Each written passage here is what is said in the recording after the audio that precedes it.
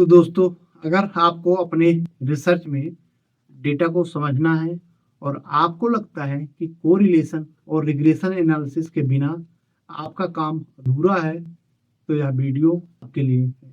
सबसे पहले यह समझना जरूरी है कि कोरिलेशन और रिग्रेशन एनालिसिस दोनों क्या है और कैसे यह एक दूसरे से अलग है।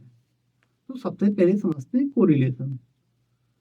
कोरिलेशन के बारे में आप ये समझते होंगे कि यह एक स्टैटिस्टिकल टूल है। यहाँ तक तो सभी लोग बात समझते होंगे, जो ये बताता है कि दो वेरिएबल के बीच में कितना रिलेशनशिप है।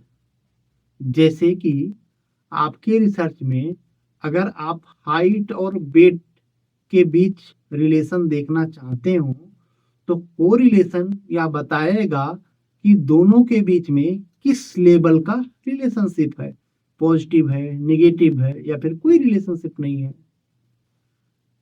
अब इसी में अगर हम आगे बढ़ते हैं तो इसी के टाइप समझते हैं। जैसे पॉजिटिव कोरिलेशन, जब एक वेरिएबल इंक्रीज होता है और दूसरा भी इंक्रीज होता है तो यह पॉजिटिव कोरिलेशन कहलाता है। जैसे हाइट और वेट का, आपका हाइट ज्यादा है तो नेचुरली आपका वेट भी ज्यादा होगा। दूसरा होता है निगेटिव कोरिलेशन, जब एक वेरिएबल इंक्रीज होता है तो दूसरा डिक्रीज होता है, तो यह नेगेटिव कोरिलेशन कहलाता है। अगर आपको लगता है कि जैसे जैसे आपकी स्टडी हावर बढ़ते जाएंगे, आपका एंटरटेनमेंट टाइम घटता चला जाएगा, तो यह एक नेगेटिव कोरिलेशन है। तीसरा हम समझ सकते हैं जीरो कोरिलेशन। तो जब दोनों वेरिएबल के बीच में कोई रिलेशन ना हो तो ऐसे टाइप कोरिलेशन जीरो कोरिलेशन कहलाते हैं। जैसे फॉर्मूला फॉर कोरिलेशन के लिए क्या हो सकता है, इसका सिंपल फॉर्मूला होता है, जैसे आप पियर्सन कोरिलेशन कोएफिशिएंट कहते हैं, इसका रेंज -1 से +1 के बीच में होता है। अगर r = +1 है तो परफेक्ट पॉजिटिव कोरिलेशन है। अगर r = -1 है मतलब परफेक्ट नेगेटिव कोरिलेशन है। अगर r = 0 है इसका मतलब कोई कोरिलेशन नहीं है। तो कोरिलेशन का बेसिक कंसेप्ट था। अब आपको यह समझने में किसी भी तरीके से कोई प्रॉब्लम नहीं हुई होगी। अब हम बात करते हैं दूसरे सेक्शन की, जो होता है रिग्रेशन। रिग्रेशन एनालिसिस एक ऐसा टूल है जो आपको यह प्रेडिक्ट करने में हेल्प करता है कि एक वेरिएबल का वैल्यू दूसरे वेरिएबल के बेस पर कैसे चेंज होगा। मतलब अगर आपको यह पता करना हो कि किसी फैक्टर के बढ़ने से आपके रिजल्ट कैसे बढ़ेंगे, तो रिग्रेशन का यूज करना जरूरी होता है। अब हम आगे समझेंगे कि रिग्रेशन कैसे काम करता है और रिग्रेशन की क्या क्या टाइप्स होती है। तो सिंपल लीनियर रिग्रेशन यह एक बेसिक रिग्रेशन का टाइप है, जिसमें आप एक इंडिपेंडेंट वेरिएबल को यूज करके डिपेंडेंट वेरिएबल का प्रिडिक्शन करते हैं। जैसे अगर आपको अपने स्टडी हावर के बेसिस पर एग्जाम स्कोर प्रिडिक्ट करना है तो यह सिंपल लीनियर रिग्रेशन का यूज करके किया जा सकता है। दूसरा जो हमारा है मल्टीपल रिग्रेशन, जब आप एक से ज्यादा इंडिपेंडेंट वेरिएबल को यूज करते हो तो यह मल्टीपल रिग्रेशन होता है। जैसे अगर आपको एग्जाम स्कोर को प्रिडिक्ट करना है तो आप स्टडी हावर्स के साथ साथ स्लीप हावर, डाइट प्लान, स्ट्रेस लेवल को भी इंक्लूड कर सकते हो। तीसरा जो हमारा होता है इसमें वो होता है लॉजिस्टिक रिग्रेशन।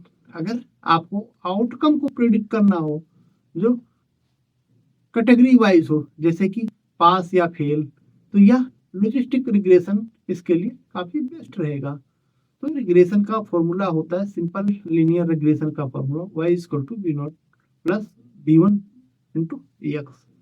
यहाँ पर क्या है, y डिपेंडेंट वेरिएबल है, x इंडिपेंडेंट वेरिएबल है और b0 इंटरसेप्ट है, b1 स्लोप या रिग्रेशन कोएफिशिएंट है जो रिलेशनशिप को भी मेजर कर सकता है। तो यह रिग्रेशन का बेसिक कंसेप्ट है। अब हम समझते हैं कि आप दोनों टूल्स को अपने रिसर्च में कैसे इफेक्टिवली यूज कर सकते हो। तो अब तक हमने कोरिलेशन और रिग्रेशन का बेसिक कंसेप्ट समझा। अब बात करते हैं कि आप इन्हें रिसर्च में कैसे अप्लाई कर सकते हैं। तो सबसे पहले आपको अपने डेटा को कलेक्ट करना होगा। रिसर्च में डेटा कलेक्शन सबसे इंपॉर्टेंट स्टेप होता है। जब आपके पास में रिलायबल और एक्यूरेट डेटा है तो आप कोरिलेशन और रिग्रेशन एनालिसिस को इफेक्टिवली यूज कर सकते हो। फिर हमको क्या है, डेटा कलेक्ट तो कर लिया है, डेटा क्लीनिंग करना भी जरूरी है। मतलब आपको अपने डेटा से एरर को रिमूव करना है, जैसे मिसिंग वैल्यू, आउटलायर या इनकंसिस्टेंट डेटा को भी हैंडल करना प्रॉपरली वो जरूरी रहता है। जब आपके डेटा रेडी हो जाते हैं तो आपको यह डिसाइड करना होता है कि आप कोरिलेशन यूज करेंगे या रिग्रेशन। अगर आप रिलेशनशिप देखना चाहते हैं तो आप कोरिलेशन में जाएंगे, अगर आप प्रिडिक्ट करना चाहते हैं तो आप रिग्रेशन एनालिसिस का यूज करेंगे। तो आपको टूल्स कौन से इसके लिए यूज करने पड़ेंगे, तो SPSS है, एक्सेल है, R है, जहां आप कोरिलेशन और रिग्रेशन एनालिसिस कर सकते हैं।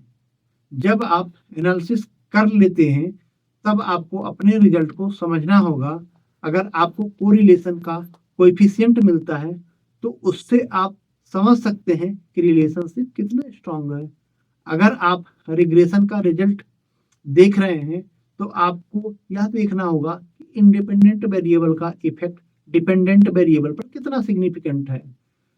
यह आपके लिए एक step by step guide correlation regression को अपने रिसर्च में अप्लाई करने का था। तो चलिए हम आपको एक प्रैक्टिकल एग्जांपल देते हैं तो आप उसको समझ। मान लीजिए आप एक स्टडी कर रहे हो जिसमें आपको पेशेंट केयर और रिकवरी टाइम के बीच में रिलेशनशिप देखना है।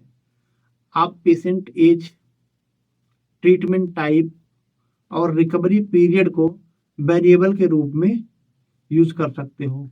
आप कोरिलेशन एनालिसिस करेंगे जिसमें आपको यह समझ आएगा कि ट्रीटमेंट टाइप और रिकवरी पीरियड के बीच में क्या रिलेशनशिप है। और फिर रिग्रेशन एनालिसिस करेंगे जिसमें आप प्रिडिक्ट कर सकते हैं किसी स्पेसिफिक ट्रीटमेंट टाइप से रिकवरी का टाइम क्या इफेक्ट पड़ रहा है। तो इससे आपके रिसर्च का डायरेक्शन क्लियर हो जाएगा और आपको अपने रिजल्ट के बेसिस पे कंक्लूजन ड्रॉ करने में काफी हेल्प मिलेगा।